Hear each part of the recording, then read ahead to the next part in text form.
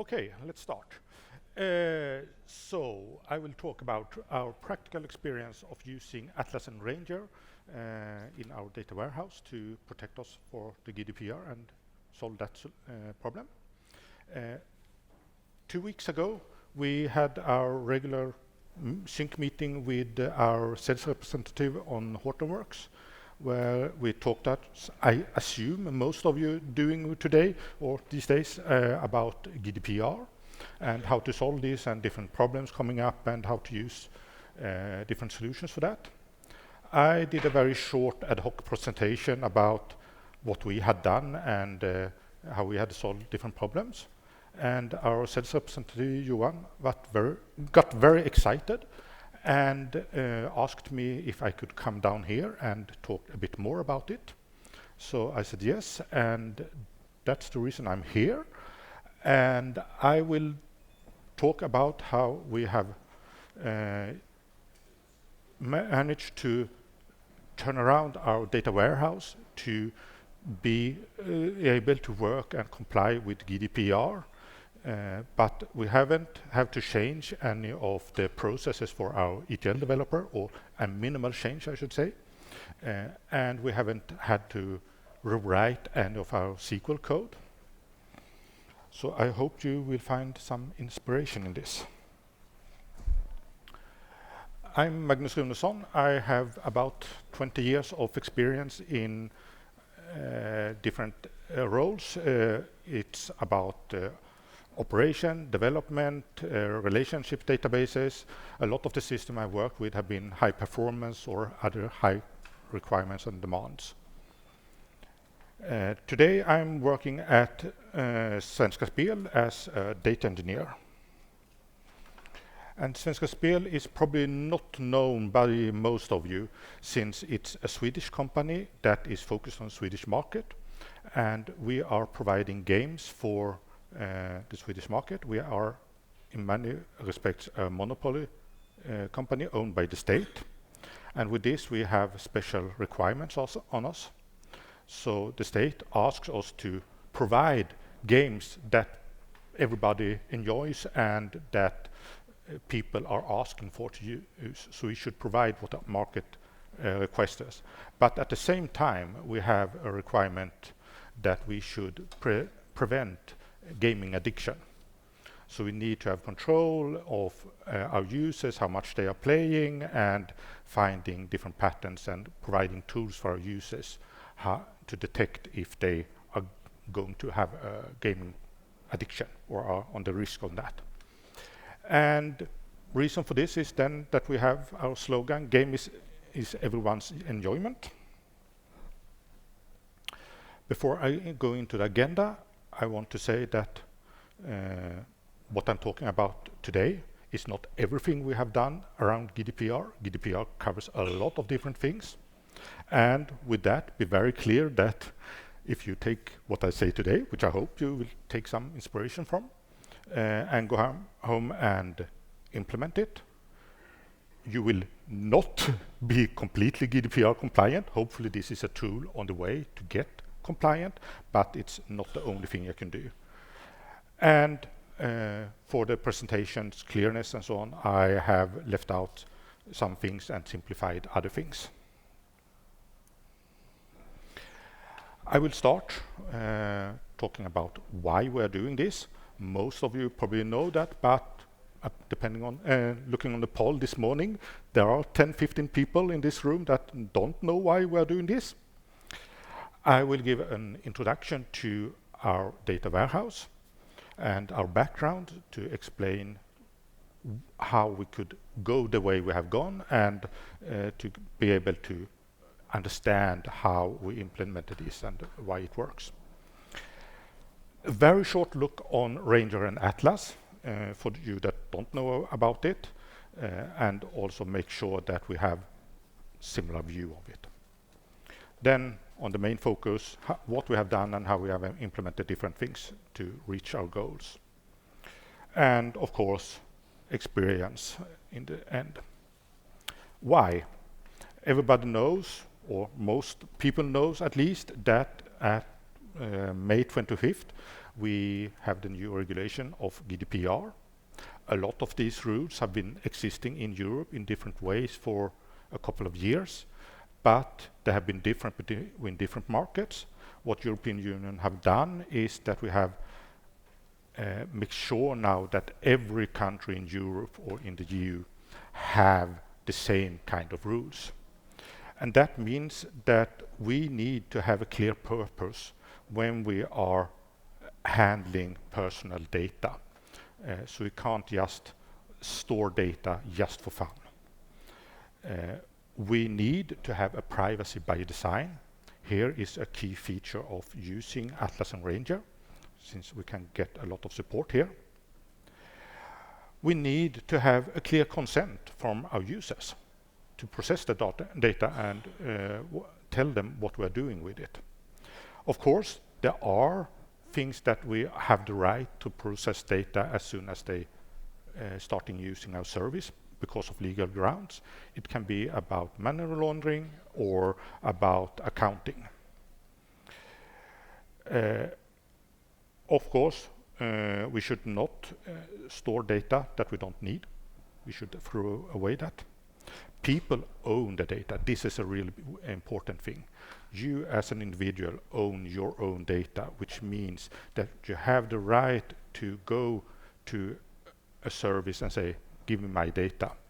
And you also have the right to then use that data and go to another service and import that data there. So you can, for instance, move your playlist between different streaming providers. And there is a penalty. Before, it's not have really been any penalties if you are breaking the rules. But now we have 2 to 4% of the revenue as maximum.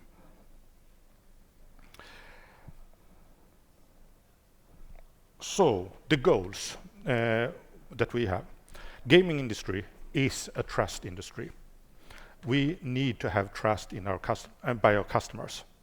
That reason is very simple. If you are on an online casino and playing, you need to have trust in the provider that they are not manipulating, so you're not winning as much as are promised or is possible theoretically. And then are naturally that we want to protect our users and our partners, of course, integrity. Users within the organizations should only have access to data that they have use for and they have a clear purpose. So our marketing department should only have access to personal information and data about individual customers that have really said that they want to have direct marketing. We want to keep doing what we are doing, our required processing, and hopefully change a little as possible. We need to be able to adapt to new requirements. There can be new laws that requires us to have other kind of data. We need to be adapt to new market requirements and so on. And we want a maintainable solution. So let's take a look on Svenska Spel's data warehouse. We come from a classic enterprise data warehouse environment where we had Cognos and Oracle with cubes and all that. A couple of years, we figure out that, hey, it's going slow to load this data every day. And we can't really have the granularity of the data that we want. We couldn't go down in individual transactions. So we decided to go towards Hadoop. And because we have a lot of competence in-house around SQL, we decided to rely on Hive very much. And we selected Hortonworks. So we're using Hortonworks 2.6 today. Our data warehouse includes personal identifiable information, so we need to do work to follow the GDPR. It's not an enormous solution, but it's enough scale that giving some problems, especially we need to automate things. We have about 300 event streams in. Some source system delivers several event streams, so it's not 300 systems in, but different event types. And right now we have around 150 tables that we publish to our analysts and other users within the organization. This will increase a bit more since we have some tables still in Cognos and Oracle that we will move.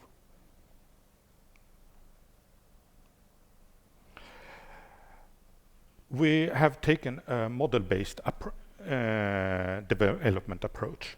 With that, I mean that to be using data, we need to really understand it. And this is all about what everybody is talking on this conference about governance. We need to understand the data. We need to have it documented. And this is also useful for the analysts later on, that they know where the data comes from and how it really works. And we want to have a real model. So we are working with this and modeling all our data with Data Vault in the integration layer. We are using Oracle SQL Developer Data Modeler. I will call it Data Modeler for simple reason in the future, to draw our ER diagrams and relationship diagrams. And from this, we are generating a lot of our SQL code. All table definitions are created from this. For you that haven't heard about Data Vault, it's a model technology very commonly used in data warehouses. It gives a couple of different benefits. We have history tracking, where we can see how the history has changed in different relationships. If a customer have moved, we keep both the old and the new relationship to the different addresses. We have a uniquely linked system, which means that we're only using one-to-many links.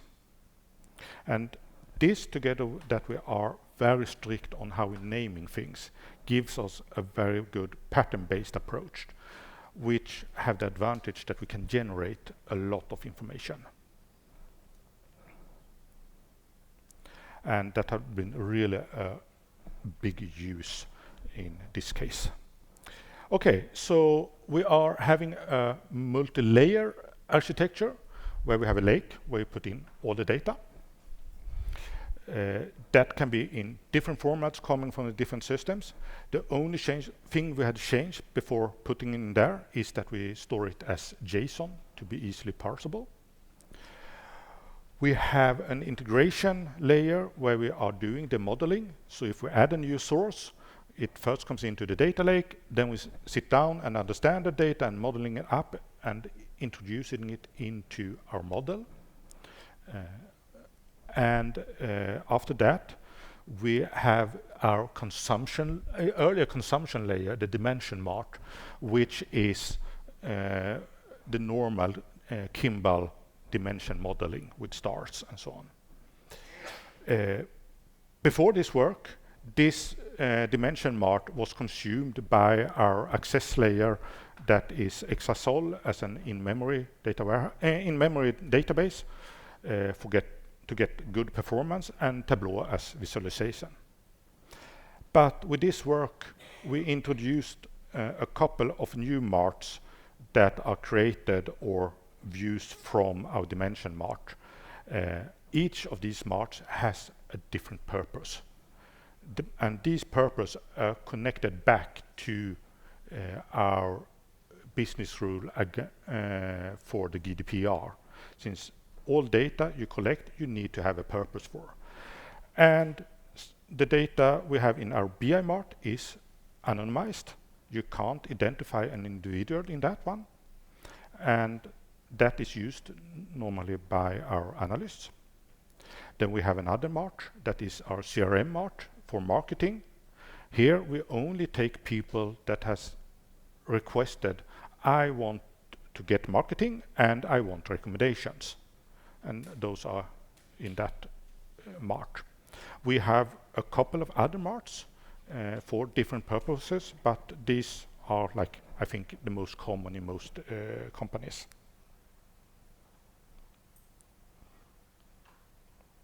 Yeah, I should say that this role-based access layer that we are using, it's here we come into Atlas and Ranger.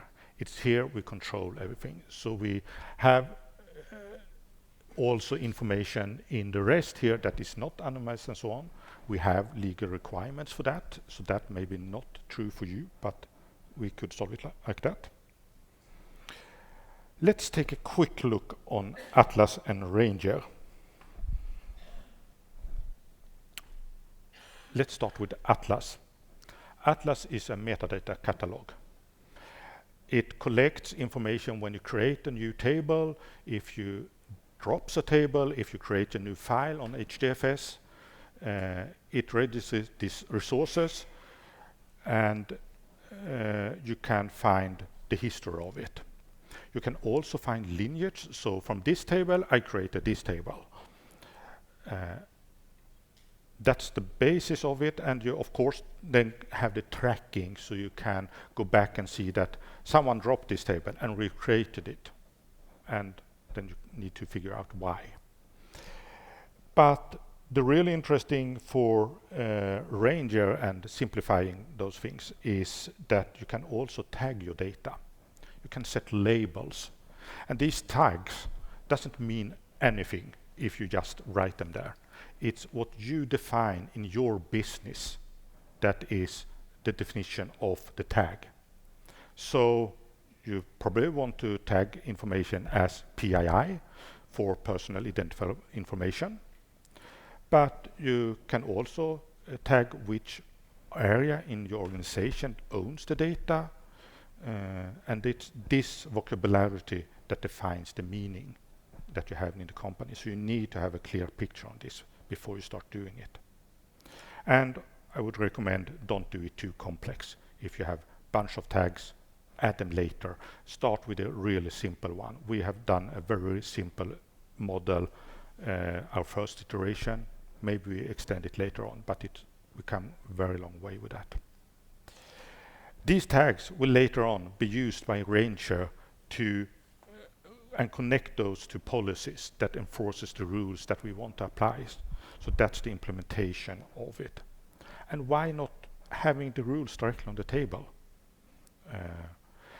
It's quite simple. We can separate the understanding of it.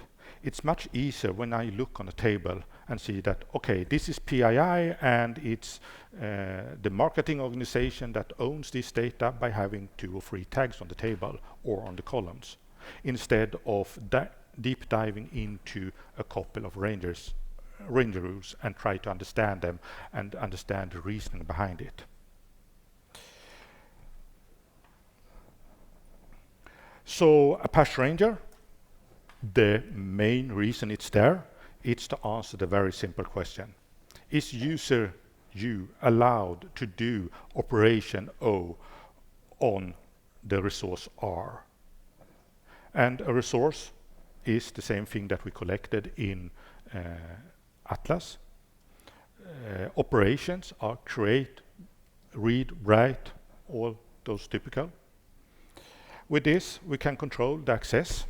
We can do row-based filtering.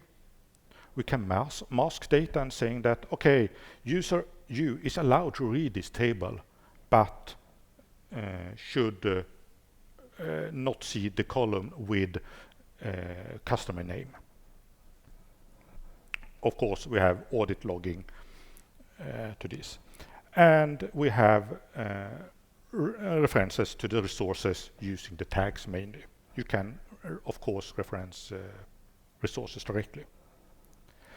So this feels a bit abstract often when reading about it and trying to understand it. So I will go for a concrete example how it can look like and how we can fulfill different requirements.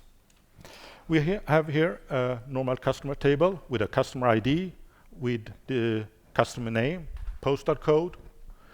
We have done some precautions to not store the phone number, since that's no meaning in the analysis phases, but we want to know if we have it, and then we have to go to the customer database to look if we want to use it. And we have a column called marketing that tells us if the user have opted in or opted out for marketing. In this case, only the bottom row have opted in for marketing. We need to reach two different users in the organization with this data. The analyst. The analyst need to have information about customers to see where they live, for instance, but it's enough to do it on postal code level. He had no reason to know the name of the user or the real customer ID. So we want to mask this data for the analyst. And the other user we have that shall consume this is our marketing team. They need name, address, etc. to be able to send out marketing information. But they are only allowed to work with those that have said, I want marketing and I want recommendations. So they should only have the bottom line. And we want to do this secure by design. So the CRM user should not be able to get the data, how much it's even trying. The first thing you do, sitting down in the Atlas interface and setting a bunch of tags to know what our data means. It's a bit tedious to doing this by hand. I will show how we do it automatically later on. So we set a tag on customer ID and on name, since it's identifiable information. We also, just for convenience, set a tag on the table to mark that this table includes personal identifiable information.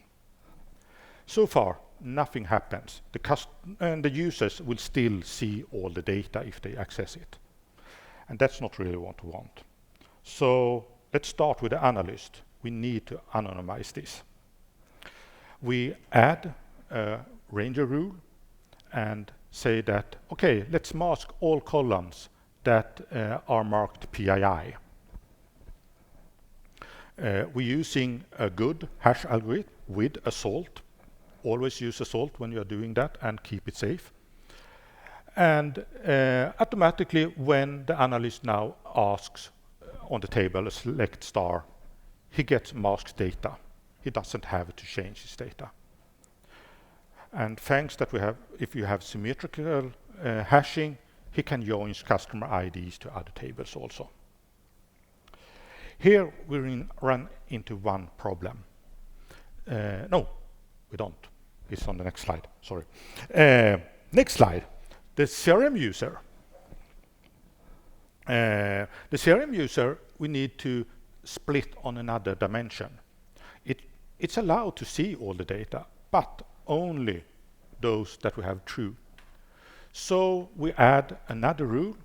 We want to do it on the tag, also that it's a PII table, but we require that marketing is true. And here we have one problem when it comes to Ranger. We need to write this rule on every table that we have. And that can be very tedious and hard to control and guarantee. So what we have done is that we have instead said that we're writing the rules on the tags that we are using and have an automatically filter.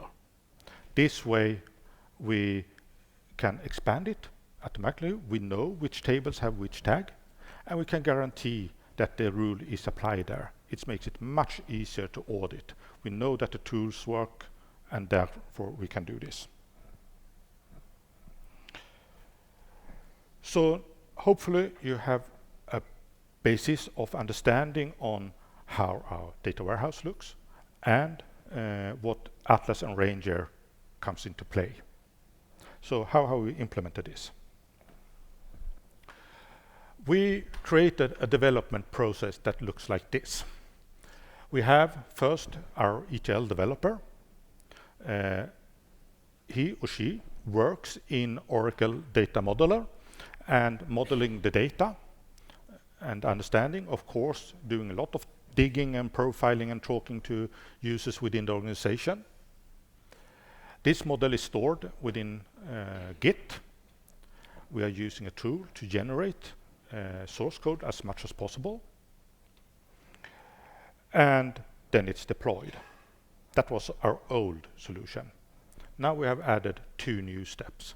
The first step is, at the same time that the ETL developer is creating the model, he or she is tagging the data. It's at that moment he knows what the data means and have the focus on that. So that's the best moment to tag the data. Later on in the process, you easily forgot and don't have the full view. And they can do it in the same tool as well. And to handle this, we store the model, it in the model as well. Sometimes when your business change or transform in some way, we might need to add some rules. In our organization, it's our developers that creating the rules, and then we have review processes on them. So we decided to put it in the same repository. Other organizations might put it somewhere else. Let us take a bit closer look on this code generation. We have a tool called HQL Generator. And the reason we can have this tool is that we are modeling our data in the integration layer with Data Vault.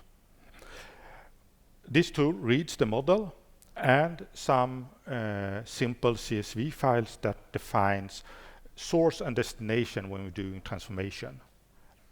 After that, we can generate easy transformation with easy business rules. We have some transformation rules in that also. Of course, if it's complex, then we need to hand code it still, but the creation of the source and destination table is still automatically. This tool is in-house developed, I should say also. We're generating all this with templates. We can do that because we have the pattern-based approach with help of Data Vault. So we had this tool for about 2 years, and now with GDPR, this was the natural place to also creating information about tags. If you think a second on what is this with tags and we want to tagging it, compare it to your create statements. In your create statements, you can tell data type, you can have a description, tell what server you want to use, and so on. The tags is nothing different from that, except that we don't have support in the create statement to do that. So we create separate files. These are very simple CSV files where we have 2 different files, one for columns and one for tables. And it's which schema it's about, which table, the column, and what tags. So in this example, the second row is PII and sensitive tags on that data. The second and the last row has no tags at all. And thanks that we're generating the last row also, we can automatically remove tags if that happened. So we have the same file for the tables as well.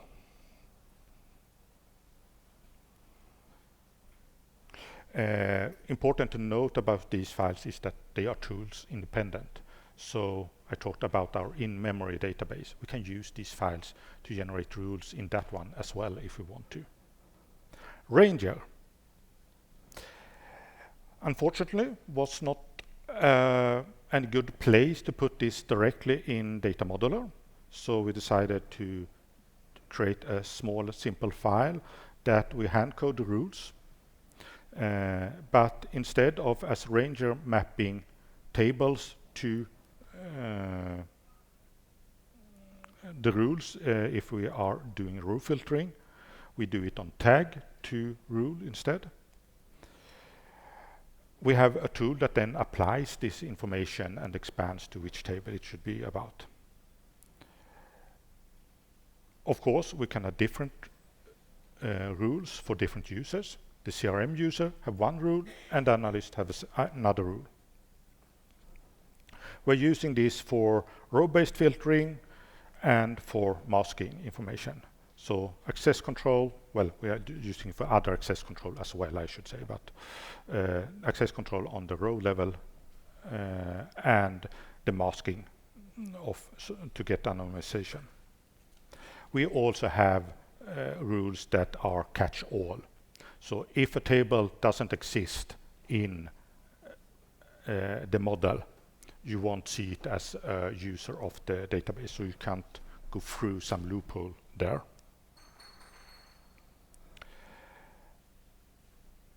The rule files is very simple also.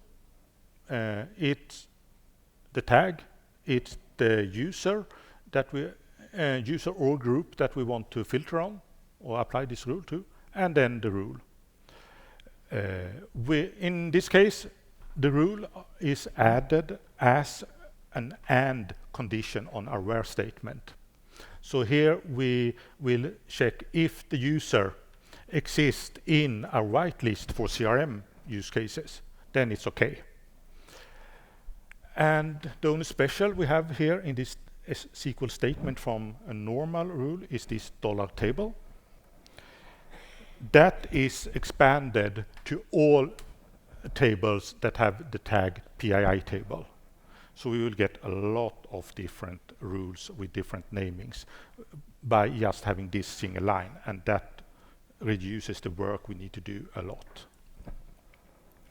I should say we have this beginning of this week realized that this file format is maybe a bit too limit, so we will probably change it a bit, but it have worked for the first iteration.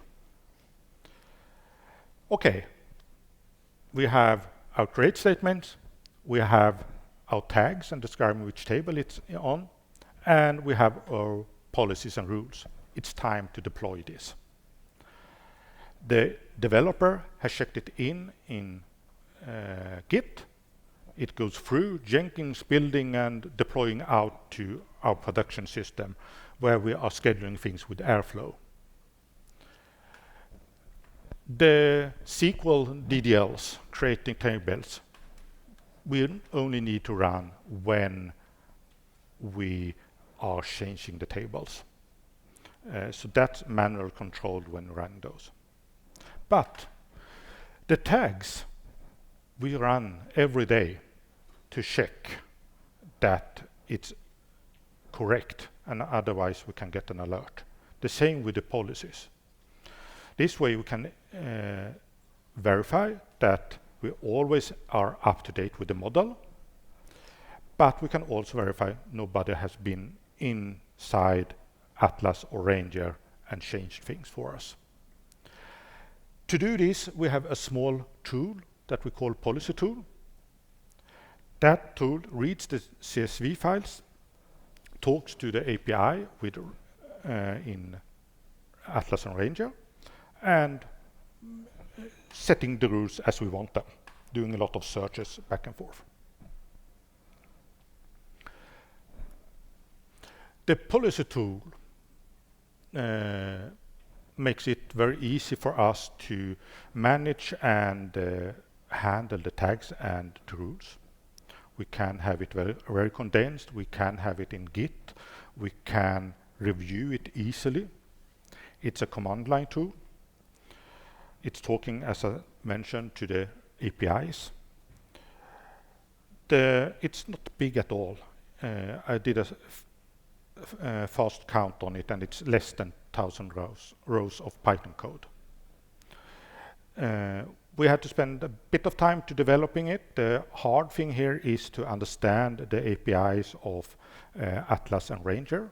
I hope this ODPI initiative will help us that it will be even more clear how this is working. We did a lot of wiretapping on the request from the user interface to understand how things really works. Let's wrap things up and put it together. We have our development process. The only changes with this we had to do was to ask the developer to also tag the information when they're building the model. Rare occasions, new rules need to be added, so maybe not even all developers need to add that. We have our complete model stored in Git, so one place where we can track everything, every deploy. We send SQL files and our CSV files that are created by our generator of code and deploy these, run it every day. The effect we get of this is, before we apply this, we have a table that shows all the data. Now we have two different views. One view for our analyst where the data is anonymized, and the second view which is for the CRM, which only see people that are opted in.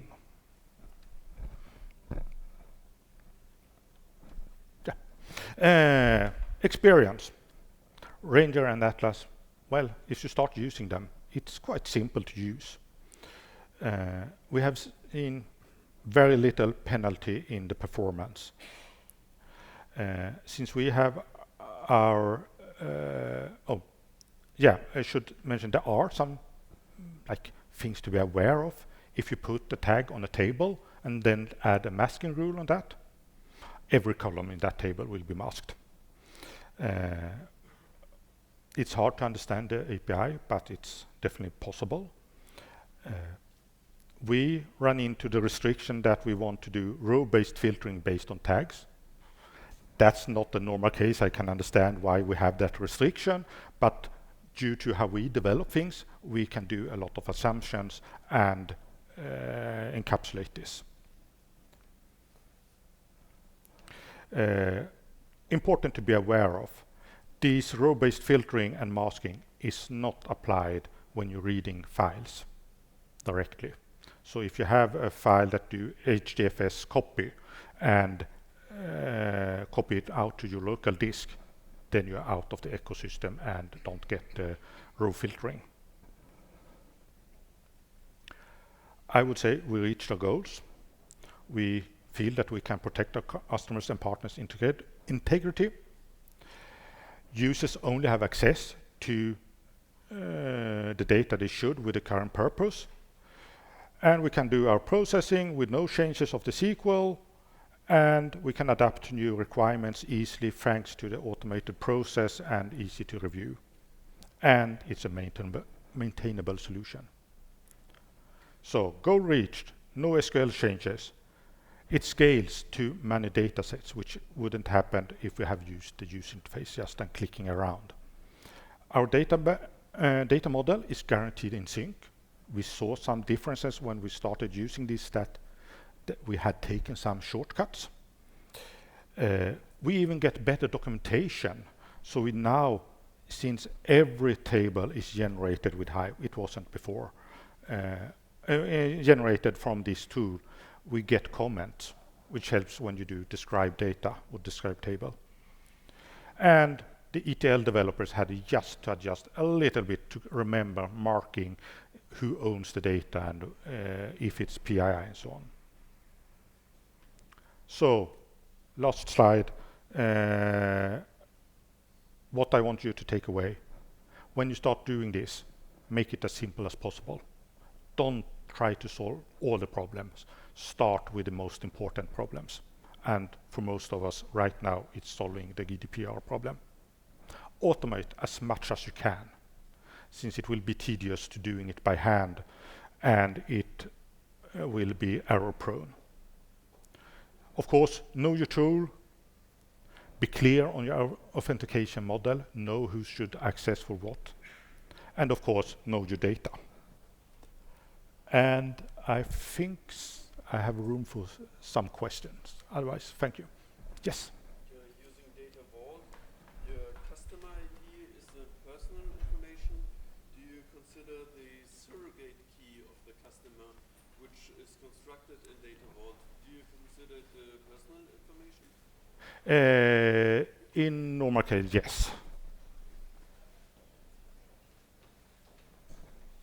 How Yes. do you suggest colleagues and they said that it's quite complicated. You have to maintain Kafka, Zookeeper, and so on. So what should I tell them? Do it anyway. Yeah, I would say first do a proof of concept with this use case, or of course the use case that fits your organization, and do it by hand so you understand it. And then hopefully you get to know how things are connected or in different ways, and can find out what use cases are fitting for you. Since if you are modeling as we are, I recommend generate the tags information and talk to the API.